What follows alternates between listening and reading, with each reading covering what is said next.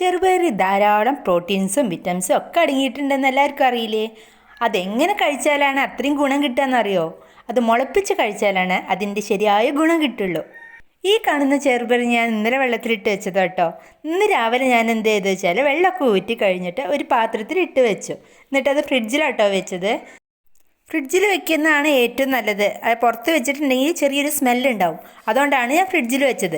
എന്നിട്ടത് നമ്മൾ പാചകം ചെയ്യുന്നതിൻ്റെ 1 മണിക്കൂർ മുമ്പ് പുറത്തേക്ക് വെക്കണം. അങ്ങനെ തണുപ്പൊക്കെ വിട്ട് നമ്മുടെ ചെറുപയർ നല്ല ഉഷാറായിട്ടുണ്ട് കേട്ടോ.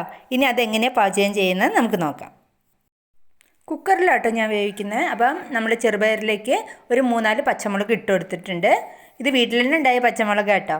അപ്പോൾ അതിലേക്ക് കുറച്ച് ഉപ്പ് ഇട്ട് കൊടുത്തിട്ടുണ്ട്. ഇനി നമുക്ക് കുറച്ച് വെള്ളം ഒഴിച്ചു കൊടുക്കാം കേട്ടോ. കുറച്ച് ഒഴിച്ചെടുത്താൽ മതി. സമത്തിൽ നിൽക്കണം കേട്ടോ വെള്ളം.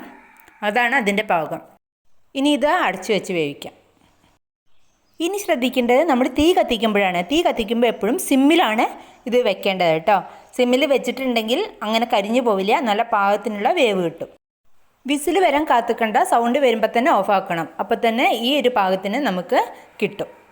ഇപ്പോൾ വെള്ളമൊക്കെ വറ്റി നല്ല പാകത്തിലായിട്ടുണ്ട്. ഈ കുക്കറിൽ തന്നെ കേട്ടോ ഞാൻ വറവൊക്കെ ഇടുന്നത്. അപ്പോൾ ഞാൻ ഈ ചെറുപയർ വേറെ പാത്രത്തിലേക്ക് മാറ്റിയിട്ടുണ്ട്. ഇനി കുറച്ച് വെളിച്ചെണ്ണ ഒഴിച്ചു കൊടുക്കുക.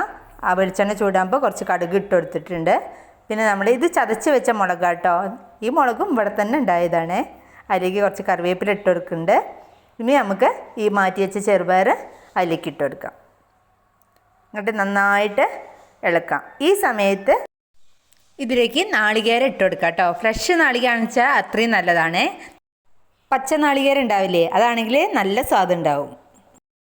ഇനി കുറച്ച് നേരം കൂടി ഒന്ന് നന്നായി യോജിപ്പിക്കുക കേട്ടോ, നാളികേരം ചെറുപയറും എല്ലാം കൂടി.